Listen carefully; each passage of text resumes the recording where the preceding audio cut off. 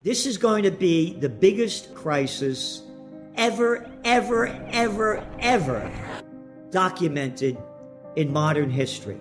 Take 2008-9 crisis, multiply it times 1.5. This is going to be 50% worse, 50% deeper, 50% longer. Something is going to break, and it's going to be a major headline, and it's going to be like a panic event.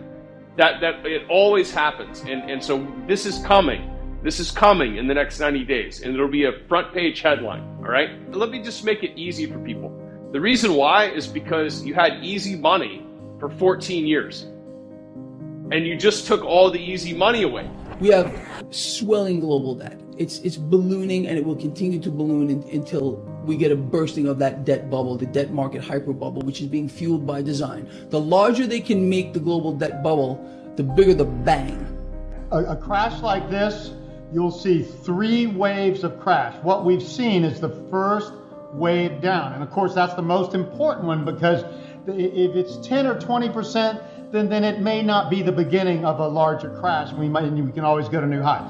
This one was 35% on the NASDAQ, 25% on the S&P. So that 30% plus range qualifies it as yes. This looks like the first crash, which means now we're in the bounce from that crash where everybody can say, oh, it's over, and one good jobs report, okay? You know, how much is job stuff? We're still catching up from COVID and stuff. So we are in a recession. All the signs point towards a recession. Everybody says it's going to be shallow. That's what the experts say every time we have a recession. Here's the truth about this thing. This recession, it started in 2008-9, which is really more a depressionary period from such a bubble of such a magnitude.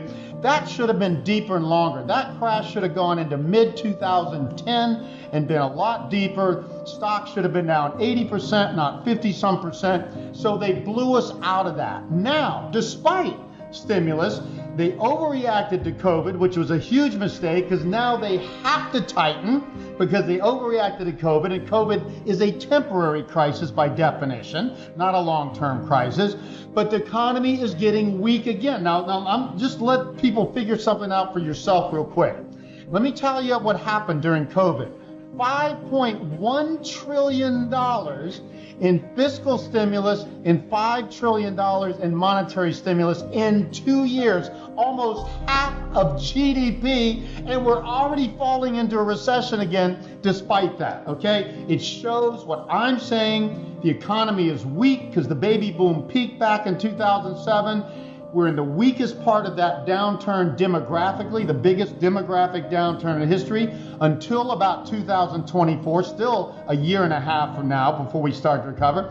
So this downturn is going to have to be deep to wash out all the debt and all the bubble stuff. We can't just come roaring out of this and say we're over it. This is the first wave down. We may be close to the end of this bounce. So consider, here's how it goes. A first wave crash down, 2-wave counter trend, okay? Retraced 40 to 50%. We retraced about 40% now, so this could be over soon.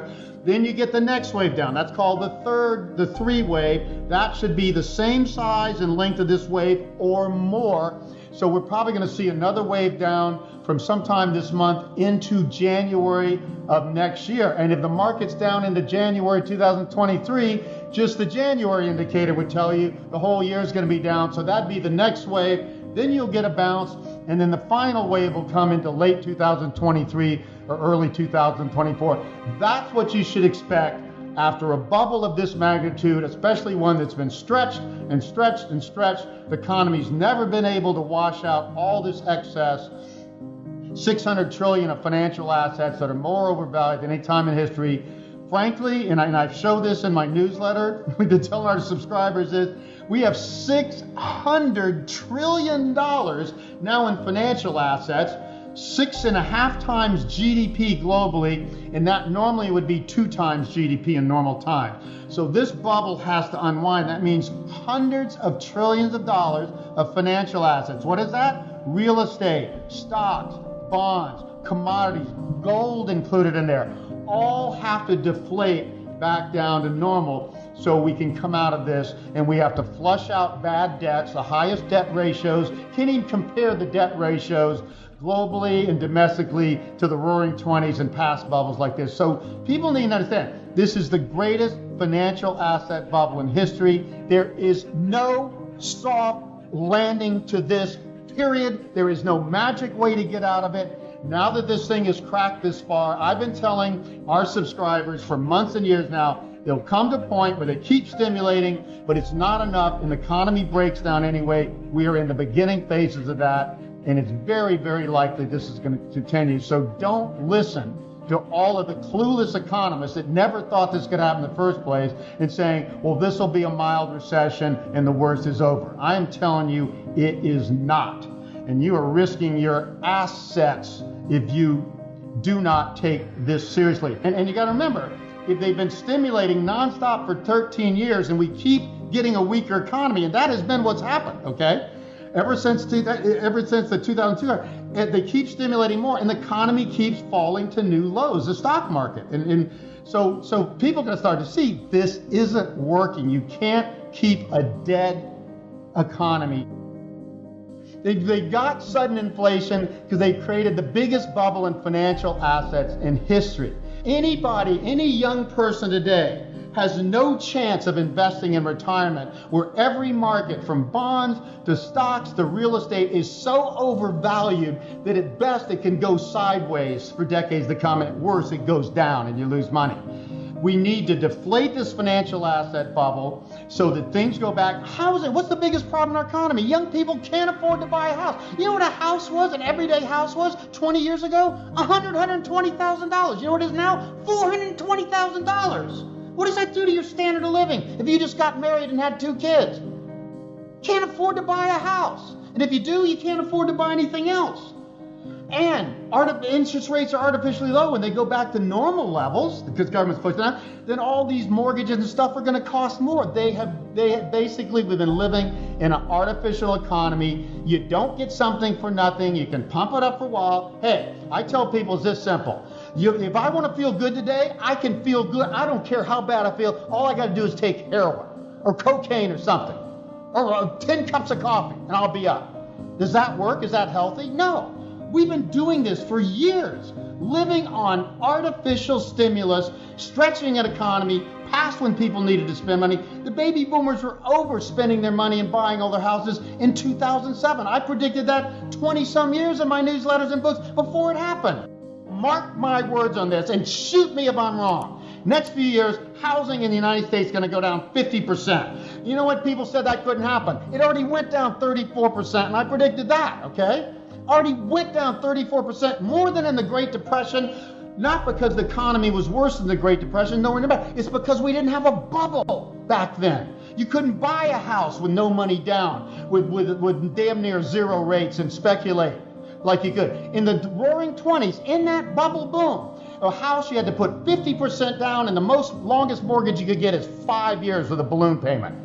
That's what's different now. So housing had a big crash, but of course they pushed us out of it. The next crash, mark my words, 50%. Most people who got a mortgage in the last decade are going to be underwater. Banks are going to be underwater on loans, and then this thing's going to be a big mess, and they're finally going to have to write down loans. So what I tell people, here's the classic thing I get when somebody hears my presentation. Oh, Harry, I got 2 houses. One of them's all paid for, and the other one I just got a 90% mortgage. I'm going to sell the one with the mortgage. And I'm like, no, sell the one that you got all the equity and take all your money out because it's yours. Keep the one with the mortgage, because at some point, banks are going to have to write down these mortgages because they gave people mortgage they couldn't sustain. At some point, you got to write down the debt instead of just having more stimulus and keeping the crazy game going.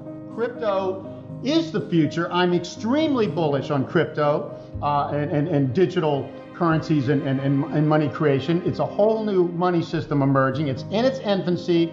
It's having its baby bubble where it's get overvalued. It's got to crash. It's got to go from 40,000 coins down to some reasonable number, like whatever. You know, it has to shake out. The .com industry did this. Amazon was a small company when it bubbled up in the late 90s and then crashed. Tons of .coms went under, and the strong like Amazon came out and went from $6 to 3,500 in the next boom. So I am extremely Crypto is the next big thing, but it has seen its baby bubble and it does have to crash. And I put a number on that. Why did I get to 3250?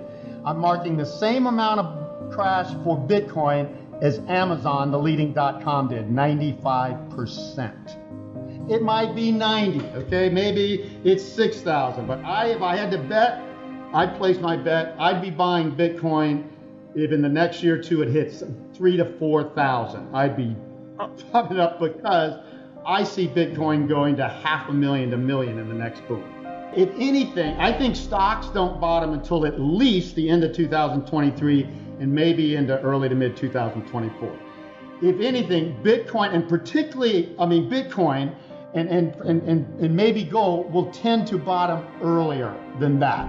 They are the bubbles, especially Bitcoin is the lead bubble. It will tend to crash faster and hit that bottom and tend to lead coming out of it. So I would say Bitcoin will see maybe 80% of its losses by the end of this year, or say early next year, January, February, and will, if anything, bottom several months before stocks.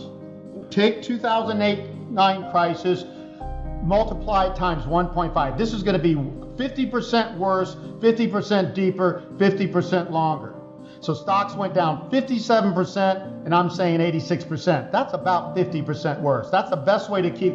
This is just 2008-9, but allowing to go all the way down, deflate this debt bubble, get rid of a lot of bad debts, which is extremely healthy for the economy long term. That's why you're going to come soaring out of this if you do that. That's the crisis. 50% worse than 2008-9. Instead of lasting 1.7 years, it's going to last maybe 2.5. This is once in a lifetime. Most stockbrokers will tell you just stay with the market, they come back, and that's right 80% of the time. This is not that time. Do not listen to your financial advisor, even though they're right most of the time. This is the wrong time, because everybody's going to tell you, oh no, the government won't let this happen. Oh, it'll only be a mild recession. I'm telling you, this is going to be the crash of your lifetime, and it's going to affect your finances more than any event past in your entire lifetime or future in your entire lifetime. So you have to take this seriously. If I'm wrong, you're going to miss a couple of years of a market that's so overvalued, it's not likely to have much gains anyway. This is not another recession. It's not another 20% stock crash. This is going to be the biggest crash you have seen in your lifetime, more comparable to the 30s, not quite that bad, and that you will see for the rest of your lifetime. That's what I am saying. All you got to do is be more conservative, be in the highest quality bonds while this crisis is happening. Now, all you need to be is out for about 2 years to let this happen, okay? If I'm wrong, you'll miss some minor gains after things have gone up so much that they're so overvalued. If I'm right, you're going to save your assets while most people are going to lose them and never get back to even again.